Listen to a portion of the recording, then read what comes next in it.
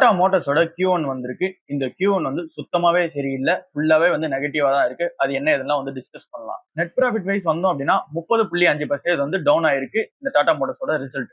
So அப்படின்னா போன வருஷம் அவங்க பண்ணது வந்து 5,647 கோடி இருந்தது அப்படின்னா இந்த வருஷம் அவங்க பண்ணது வந்து 3,924 கோடி தான். ஸோ நெட் ப்ராஃபிட் வந்து 30% வந்து டவுன் ஆயிருக்கு. இதுக்கான ரீசன் என்ன அப்படின்னு சொல்லிட்டு பார்க்கலாம். எல்லா பிசினஸ் செக்மெண்ட்லயுமே, அதாவது இவங்க வந்து இந்த கமர்ஷியல் வெஹிக்கிள், பேசஞ்சர் வெஹிக்கிள், இந்த எல்லா பிசினஸ் செக்மெண்ட்லயுமே வந்து பார்க்கும்போது இங்க வந்து சேல்ஸ் வந்து இவங்களால பண்ண முடியல.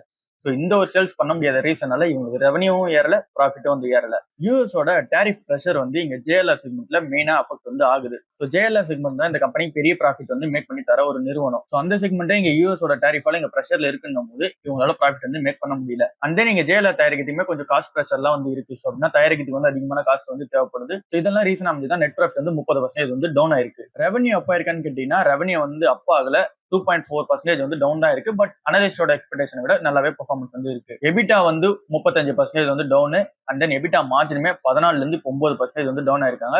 ஸோ ஃபுல்லாவே வந்து ப்ரெஷரா தான் இருக்கு Tata Motors. Segment wise revenue எடுத்துட்டு வந்தோம் அப்படின்னா இங்க ஜேஎல்ஆர் செக்மெண்ட்ல வர ரெவன்யூ வந்து 9.2% வந்து இயர் ஆன் இயர்ல வந்து டிராப் ஆயிருக்கு. இதோட ரீசன் வந்து இங்க யூஎஸோட ட்ரேட் டாரிஃப் வந்து இங்க இங்கேயும் இம்பாக்ட் ஆகுது. இங்க வந்து இவங்க யூகே அண்ட் தென் யூரோப்பியன் யூனியன்ல இருந்து இங்க கார் வந்து எக்ஸ்போர்ட் வந்து பண்ணுவாங்க யூஎஸ்க்கு. ஸோ ஜேஎல்ஆர் வந்து மெயினா அங்க தானே இருக்கு. ஸோ அங்க இருந்து என்ன பண்ணுவாங்க, யூஎஸ்க்கு வந்து எக்ஸ்போர்ட் பண்ணுவாங்க. அங்க யூரோப்பியன் யூனியனுக்கும் சரி யூகேக்கும் சரி அங்க வந்து டாரிஃப் வந்து போட்டிருக்காங்க யூஎஸ். ஸோ அப்படி பார்க்கும்போது அந்த டாரிஃப் வந்து 27% வந்து அப்ளிகபிள் ஆகுது. ஸோ இது எல்லாமே எங்க பிரச்சனை வந்து கிரியேட் பண்ணணும் அப்படின்னா யூகேலையும் யூரோப்பியன் யூனியன் தயாரிக்கிற இந்த கார்ஸ் எல்லாமே அவங்க யூஎஸ்ல விற்க போகும்போது அங்க எக்ஸ்பென்சிவா வந்து போய் சேரும். எக்ஸ்பென்சிவா போய் சேரும்போது என்ன ஆகும் அப்படின்னா அங்க வந்து சேல்ஸ் வால்யூம் வந்து டிராப் ஆகும். இவங்களோட கீ சேல்ஸ் டிரைவரே வந்து யூஎஸ் தான். ஸோ அங்கதான் நிறைய சேல்ஸ் வந்து பண்றாங்க. அங்கேயே டவுன் ஆகும்போது இந்த கம்பெனியால பிசினஸ் பண்ண முடியாது. கமர்ஷியல் வெஹிக்கிளுமே சேம் தான். இவங்களால ரெவன்யூ வந்து எக்ஸ்ட்ராவா வந்து மேக் பண்ண முடியல. 4.7% வந்து டிராப் ஆயிருக்கு. இதுக்கான ரீசனா அமையது வந்து இந்தியால யாரும் ஹெவி ட்ரக்ஸ் வந்து வாங்குறது இல்ல. அண்ட் தென் குட்டி யானையும் வந்து வாங்குறது இல்ல. இதுக்கு நடுவுல இருக்க இந்த வேன் அண்ட் தென் பஸ்ஸஸ் எல்லாம் வந்து வாங்குறாங்க. பட் ஹெவி ட்ரக்ஸ் வந்து வாங்க மாட்டாங்க. ஸோ இது எல்லாமே ரீசனா அமையுது. பேசஞ்சர் வெஹிக்கிள் வரும்போது இன்னும் லாஸ்ல தான் வந்து இருக்காங்க. போன வருஷம் 300 கோடி லாஸ்ல இருந்தாங்க. இப்போ வந்து 129 கோடியா வந்து லாஸ்ல இருக்காங்க. லாஸ் வந்து கொஞ்சம் பெட்டர் பண்ணிருக்காங்க. பேசஞ்சர் வெஹிக்கிள் செக்மெண்ட் இன்னும் லாஸ் தான் வந்து ஓடிட்டு இருக்கு. ரெவன்யூமே வந்து ஒரு 8.2% வந்து டவுன் ஆயிருக்கு. இந்த அல்ட்ராஸ், ஹேரியர், சஃபாரி இது எல்லாத்தோட சேல்ஸுமே வந்து 10% வந்து டிராப் ஆயிருக்கு இந்த குவார்டர்ல. ஸோ ஓவரால் இது எல்லாம் இம்பாக்ட் ஆகி தான் டாடா மோட்டார்ஸ் வந்து ப்ரெஷர்ல வந்து இருக்காங்க. ஸோ இது எல்லாமே ரெக்டிஃபை வந்து கொஞ்ச நாள் ஆகும் பண்றதுக்கு. இது எல்லாத்தையும் உங்களால ஏத்துக்க முடியல அப்படின்னா டாடா மோட்டார்ஸோட இந்த டீடைல்டு ஸ்டடியை வந்து பண்ணிருக்கு. அதுல வந்து அவங்க என்ன மாதிரியான கம்பேக்லாம் வந்து கொடுப்பாங்க, மார்க்கெட்டும் அதுக்கேற்ற மாதிரி எப்படி எல்லாம் மூவ்மெண்ட் வந்து ஆகும் அப்படின்னு சொல்லிட்டு நான் அதுல சொல்லியிருந்தேன். தென் மார்க்கெட்ல என்னதான் ரிட்டர்ன்ஸ் வரலனா கூட, அதாவது இங்க வந்து ஐஎன் லோ வரலனா கூட நம்மளால எப்படி ப்ராஃபிட் வந்து மேக் பண்ண முடியும் அப்படின்னு சொல்லி டீடைல்டா வந்து பார்த்திருப்பேன். இப்பவுமே இவங்க வந்து இந்த இவாகா கம்பெனி எல்லாம் வாங்குற அந்த பிளான் எல்லாம் வந்து இருக்கு. இது எல்லாமே பிளஸ் மூவ்மெண்டா தான் வந்து அமைய போகுது. அண்ட் தென் இங்க டாடா மோட்டார்ஸ்ல ரெண்டா வந்து பிரிக்க போறாங்க, இந்த commercial vehicle and then passenger vehicle. இது என்னைக்கு எஃபெக்டிவ் வரப்போகுதுன்ற டேட்டா வந்து அனௌன்ஸ்மெண்ட் பண்ணிட்டாங்க. ஆகஸ்ட் 8 நேத்து வந்து என்சிஎல்டியோட அப்ரூவல் வந்து வந்திருக்கு. இதுல அவங்க சொன்ன வரது என்ன அப்படின்னா அக்டோபர் 1 அன்னைக்குலாம் வந்து கம்ப்ளீட்டேஷன் பண்ணிடுங்க அப்படின்னா அக்டோபர் 1க்குள்ள இந்த எல்லா ப்ராசஸையும் வந்து முடிச்சிருங்க அப்படின்னு சொல்லி சொல்றாங்க. மேபி ரெக்கார்ட் டேட்ஸ்லாம் வந்து ஃபர்தரா வந்து அனௌன்ஸ்மெண்ட் பண்ணிடுவாங்க. அக்டோபர் 1 2025 வந்து டாடா மோட்டார்ஸ் வந்து பிரிய போகுது. ஈக்விட்டாஸ் ஸ்மால் ஃபைனான்ஸ் பேங்கோட Q1 வந்திருக்கு. இது ஃபுல்லாவே வந்து லாஸ் தான் இருக்கு. என்ன ரீசன்னால அப்படின்னு சொல்லிட்டு பார்க்கலாம். 224 கோடி வந்து லாஸ் பண்ணிருக்காங்க ஈக்விட்டாஸ் ஸ்மால் ஃபைனான்ஸ் பேங்க். இது நம்ம சென்னை பேஸ் பண்ண ஒரு பேங்க் தான். அது ஏன் வந்து இந்த அளவுக்கான லாஸ் ஆயிருக்காங்க அப்படின்னு சொல்லிட்டு பார்க்கலாம். 185 கோடி வந்து தனியா எடுத்து வச்சிருக்காங்க. ஏன்னா மைக்ரோ ஃபைனான்ஸ் லோன்ஸ் வந்து நிறைய கொடுத்துருக்காங்க. அது ஒருவேளை வரல அப்படின்னா தனியா எடுத்து கொடுக்கணும். 145 கோடி வந்து பேட் லோன்ஸ்க்காக தனியா வச்சிருக்காங்க. மைக்ரோ ஃபைனான்ஸ் லோன்ஸ்க்காக தனி, பேட் லோன்ஸ்க்காக தனி. இந்த பேட் லோன்ஸ்ல வந்து இங்க ரீட்டைல் லோனும் வந்து இருக்கும், கார்பரேட் லோன்ஸ் இருக்கும், ஹவுசிங் லோன்ஸ் இருக்கும், எல்லாமே இதுல வந்து கலந்துரும். இங்கேயுமே பேட் லோன்ஸ் திரும்ப வரல அப்படின்னா என்ன பண்றது? சோ இதுக்காக ஒரு 145 கோடி வந்து எடுத்து வச்சிருக்காங்க. இது வந்து புதுசா ஆர்பிஐயோட நார்ம்ஸ் வந்து இது. நீங்க தனியா பேட் லோன்ஸ் வரல அப்படின்னா எடுத்து வைக்கணும்னு சொல்லிட்டு இது எல்லாமே இம்பாக்ட் ஆகி தான் இவங்க வந்து லாஸ் வந்து பண்ணிருக்காங்க. பட் இந்த பேங்கோட அதர் பிசினஸ் எல்லாம் எப்படி இருக்கு அப்படின்னு சொல்லிட்டு பார்த்தோம் அப்படின்னா டெபாசிட்ஸ் எல்லாமே நல்லா தான் இருக்கு. டெபாசிட் க்ரோ ஆயிருக்காங்க. 18% டெபாசிட் க்ரோத்தும், இன்ட்ரெஸ்ட் இன்கம் ஒரு 10%, net interest income 8%. So overall வந்து அதர் பிசினஸ் செக்மெண்ட்லாம் நல்லா தான் இருக்கு. பட் இந்த பேட் லோன்ஸ் அதிகமாக கொடுத்துட்டு இருக்காங்க. ஸ்மால் ஃபைனான்ஸ் பேங்கா வந்து இருக்காங்க. டிவிஎஸ் சப்ளை செயின் சொல்யூஷன் இந்த கம்பெனியோட Q1 வந்து இருக்கு. இது எப்படி இருக்குன்னு சொல்லிட்டு டிஸ்கஸ் பண்ணலாம். இந்த கம்பெனி வந்து ப்ராஃபிட் வந்து முன்னாடி 7 கோடி தான் பண்ணியிருந்தாங்க. இப்போ 71 கோடி வந்து பண்றாங்க இந்த Q1ல. போன வருஷம் வந்து 7 கோடினா இந்த வருஷம் 71 கோடி. இது எப்படி சாத்தியம் சொல்லிட்டு நம்ம பார்த்தோம் அப்படின்னா இங்க பிசினஸ் வைஸ் எந்த ஒரு இம்ப்ரூவ்மெண்ட்டும் இல்ல. பட் ஆனா இங்க ஒரு டீல் ஒன்று நடந்திருக்கு. அதாவது ஒரு மூவ்மெண்ட் ஒன்று பண்ணிருக்காங்க.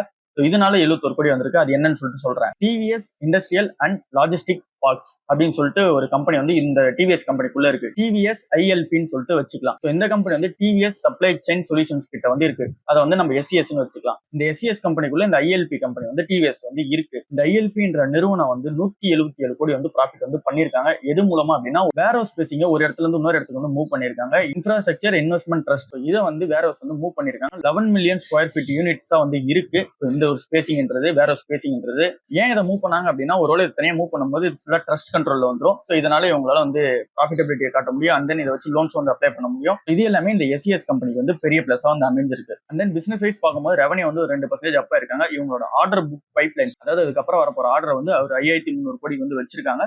ஆர்டர் பைப்லைனா நல்லா இருக்கு. ஸ்ட்ராட்டஜிக் மூவ்மெண்டா பார்க்கும்போது எஃப்எல்எம் சொல்லிட்டு ஒரு பிசினஸ் உள்ள இருக்கு, ஃபைனல் மைல் டெலிவரின்னு சொல்லிட்டு. ஸோ இதை வந்து எது கூட மெர்ஜ் பண்றாங்க அப்படின்னா இன்டெகிரேட்டட் சப்ளை செயின் சொல்யூஷன்ஸ் கூட வந்து மெர்ஜ் பண்றாங்க. இந்த ஃபைனல் மைல் டெலிவரியை வந்து இது ரெண்டுமே வந்து மெர்ஜ் பண்ணிட்டாங்க. ஸோ இதனால வந்து பிசினஸ் வந்து நல்ல இம்ப்ரூவ்மெண்ட் வந்து இருக்கும். அது மெயினா நம்ம இந்தியாவில் வந்து கிடையாது, இது ஃபுல்லாக வந்து யூகே யூரோப்ல தான் வந்து இந்த ஒரு இம்ப்ரூவ்மெண்ட் வந்து இருக்க போகுது. ஸோ இது வந்து இந்த கம்பெனி பெரிய பிளஸா வந்து அமையுது. எம்டி என்ன ரவி விஸ்வநாத் என்ன சொல்றாரு அப்படின்னா நாங்க வந்து இங்க கஸ்டமர் ஃபோக்கஸ்லயும் அண்ட் தென் இங்க பிசினஸ் எப்படி இம்ப்ரூவ்மெண்ட் பண்ணலாம் அப்படின்ற ஃபோக்கஸ்லயும் வந்து போக போறோம். And then long term growth வந்து நாங்க பார்க்க போறோம் அப்படின்னு எம்டி சொல்றாரு. சிஎஃப்ஓ ஆர் வைத்தியநாதன் என்ன சொல்றாரு அப்படின்னா அன்னெசரியான காஸ்ட்லாம் வந்து கட் பண்ணுவோம், யூகே யூரோப்ல வந்து ஃபோக்கஸ் பண்ணி அங்க வந்து இம்ப்ரூவ்மெண்ட் ஆகும் அப்படின்னு சொல்றாரு. மணப்புரம் ஃபைனான்ஸோட Q1 வந்திருக்கு. இந்த Q1மே வந்து பார்த்தோம்னா நெகட்டிவா தான் இருக்கு. அது என்ன எதுனா சொல்லிட்டு டிஸ்கஸ் வந்து பண்ணலாம். கன்சாலிடேட்டட் ப்ராஃபிட்டா வந்து பார்க்கும்போது 75% வந்து இயர் ஆன் இயர்ல வந்து டிராப் ஆயிருக்கு. ஸ்டாண்டர்ட் ஆன் ப்ராஃபிட்டா பார்க்கும்போது 11% வந்து டிராப் ஆயிருக்கு. இதுக்கான ரீசன் என்ன அப்படின்னா இங்க இன்கம் growth எல்லாமே கம்மியா இருக்கு. ஸோ அதனால ப்ரொவிஷன்ஸ் காசு எடுத்து தனியா வைக்கிறாங்க. இதுதான் ரீசனா இருக்கு. எல்லா பேங்க்ஸ்க்கும் எல்லா என்பிஎஃப்சிக்குமே இதுதான் ரீசனா இருக்கு. இங்க லோன்ஸ் எதுவுமே அவங்களுக்கு கொடுத்ததை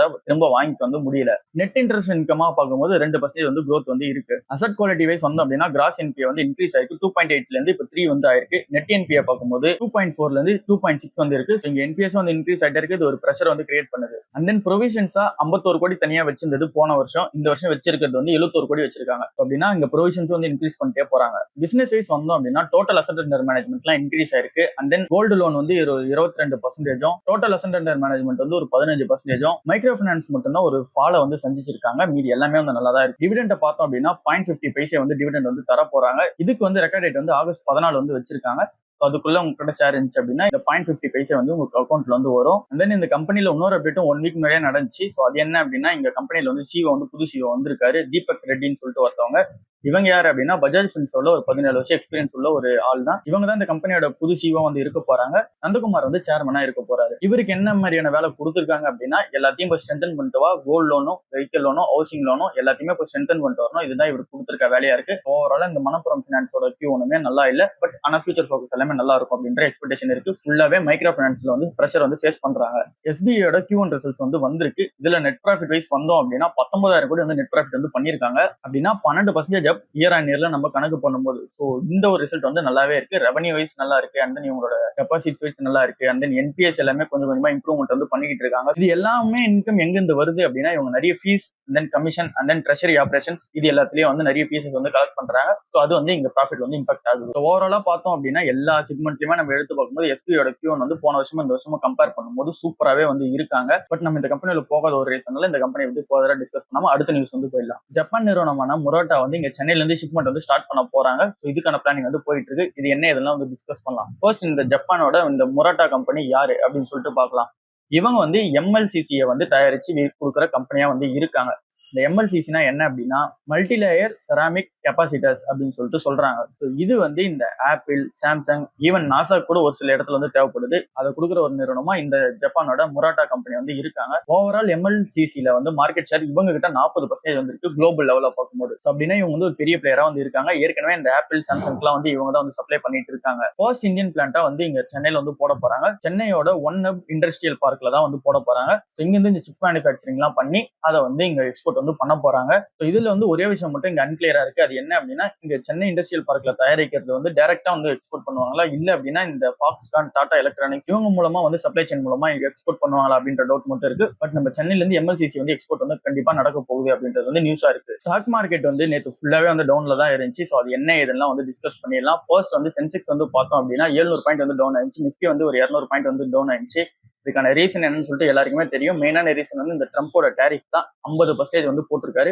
இந்த டேரிஃபோட இம்ப்ளிகேஷன் அந்த அனௌன்ஸ்மெண்ட் தான் இங்க மார்க்கெட் வந்து மூவ்மெண்ட் பண்ணிக்கிட்டே இருக்கு. செகண்ட் ரீசன் அமைதி இந்த எஃப்ஐயோட செல்லிங் 10வது நாளா இன்னைக்கு வந்து செல்லிங் வந்து பண்ணிக்கிட்டே இருக்காங்க எஃப்ஐஐ. இந்த ஆகஸ்ட் மந்த் ஆரம்பிச்சது இன்னைக்கு தான் 9 நாள் ஆகுது. ஸோ இந்த மந்த் மட்டுமே ஒரு 15,000 கோடி வந்து வெளியே எடுத்துட்டு போயிருக்காங்க. அவங்க ஏன் வெளியே எடுத்துட்டு போறாங்க அப்படின்னா டேரிஃபோட இம்ப்ளிகேஷன் ஃபர்ஸ்டா இருக்கு, அண்ட் தென் நம்ம மார்க்கெட் ஐவலேஷனா இருக்குது செகண்டா இருக்கு. இது எல்லாத்தையுமே வந்து ரீசனா வச்சு அவங்க வெளியே எடுத்துட்டு போயிடுறாங்க. ஆனா டிஐஸ் வந்து வாங்கிட்டே இருக்காங்க. அடுத்த ரீசன் அமைதி இந்த Q1. இதுல FMCG, IT and then bank எல்லாமே எடுத்து பார்த்தாலுமே Q1 எதுவுமே நல்லா இல்லை. நம்ம இவ்வளவு நேரம் டிஸ்கஸ் பண்ணும் போதே நல்ல ரிசல்ட்ஸ் எதுவுமே சொல்ல முடியல. ஸோ அப்படி நம்ம பார்க்கும்போது இங்க நல்ல Q1 வந்து கிடைக்கல, நல்ல பிசினஸ் வந்து பண்ணல. பட் ஆனா அதோட வேல்யூஷன் வந்து ஹையா இருக்கு அப்படின்றது ஒரு ப்ரெஷரை வந்து கிரியேட் பண்ணுது. அடுத்து வந்து டாலரோட சர்ஜ் வந்து அடுத்த ரீசனா இருக்கு. ஸோ டாலரோட இண்டெக்ஸ் வந்து 2.5% வந்து இங்க இன்க்ரீஸ் ஆயிட்டே இருக்கு. ஸோ இந்த ஒரு இன்க்ரீஸ் என்ன ஆகுது அப்படின்னா நம்ம ருப்பில மேல ப்ரெஷர் வந்து போடுது. ருப்பியுமே வந்து ஆல் டைம் லோல நோக்கி போய்கிட்டே இருக்கு. இங்க எஃப்ஐஎஸ் எல்லாரும் மணி வித்துட்டு வெளியே போறாங்க அப்படின்னா டாலர் தான் எடுத்துட்டு போறாங்க. இங்க டாலரும் அவங்க வந்து எடுத்துட்டு போயிடறாங்க, ருப்பியை வந்து இங்க கொடுத்துட்டு போயிடறாங்க. ஸோ இங்க டாலர் வந்து ஸ்ட்ராங்கா இருக்கு, ருப்பி வீக்கா இருக்க ஒரு ரீசன். அடுத்த ரீசன் அமைது. இது எல்லாமே ஓவரா இம்பாக்ட் ஆகி தான் நேற்றுக்கான மார்க்கெட் வந்து விழுந்தது. ஸோ இன்னைக்கான ரிசல்ட்ஸ் எல்லாமே இதெல்லாம் வந்திருக்கு. சண்டேவோட வீடியோல உங்களோட ஸ்டாக் கொஸ்டின்ஸ் எல்லாத்தையுமே வந்து ஆன்சர் பண்ணுவோம். என்ன ஸ்டாக்ல அனலைசிஸ் பண்ணலாம்னு சொல்லிட்டு நிறைய ஸ்டாக்ஸ் வந்து சொல்லியிருக்கேன், அதெல்லாம் எடுத்து வச்சிருக்கேன். அதை எல்லாத்தையும் பத்தி டிஸ்கஸ் பண்ணுவோம் சண்டே இன்னைக்கு. இந்த வீடியோ மறக்காம எல்லாருக்கும் ஷேர் பண்றேங்க. ஸோ உங்க ஃப்ரெண்ட்ஸ் அண்ட் ஃபேமிலிஸ் எல்லாருக்கும் ஷேர் பண்ணாதான் எல்லாருக்குமே போய் ரீச் ஆகும். ஸோ அப்பதான் எல்லாரும் ஷேர் மார்க்கெட் உள்ள வருவாங்க. அண்ட் தென் நம்ம வீடியோஸ் வந்து பூஸ்ட் அப் ஆகும். ஸோ இந்த சேனலும் வந்து இம்ப்ரூவ்மெண்ட் ஆகும். ஸோ எல்லாரும் ஷேர் பண்ணி விட்டுருங்க. அடுத்த வீடியோல பார்ப்போம். பாய்.